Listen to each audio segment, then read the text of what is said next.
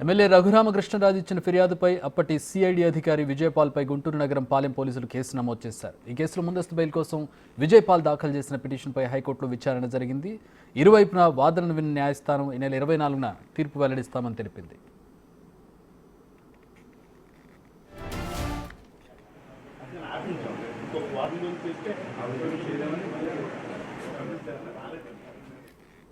విచారణ సందర్భంగా హైకోర్టు కీలక వ్యాఖ్యలు చేసింది. కస్టడీలో ఉన్న నిందితులకు హాని జరగకుండా చూడాల్సిన బాధ్యత పోలీసులపై ఉంటుందని హైకోర్టు స్పష్టం చేసింది. వారికి ఏమైనా జరిగితే ఆ కేసు దర్యాప్తు అధికారి వివరణ ఇవ్వాల్సిందేనని తేల్చి చెప్పింది.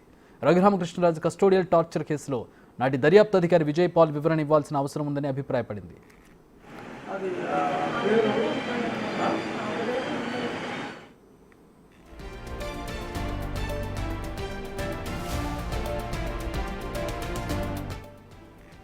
పోలీసుల తరపున సీనియర్ న్యాయవాది సిద్ధార్థ్ లుద్రా, పబ్లిక్ ప్రాసిక్యూటర్ ఎం లక్ష్మీనారాయణ వాదించారు. రఘురాం విషయంలో చట్టాన్ని కాపాడాల్సిన పోలీసులే దానిని ఉల్లంఘించారని తెలిపారు. ఘటన వెనుక ఎవరి పాత్ర ఉందో తేల్చాల్సి ఉందన్నారు. విజయపాల్ అదుపులోకి తీసుకుని విచారించాల్సిన అవసరం ఉందని, రఘురాం ఆరోగ్య స్థితిపై తప్పుడు నివేదిక ఇచ్చేలా గుంటూరు ప్రభుత్వ ఆసుపత్రి సూపరింటెండెంట్ను ఎవరు ప్రభావితం చేశారో తేల్చాలని వాదించారు.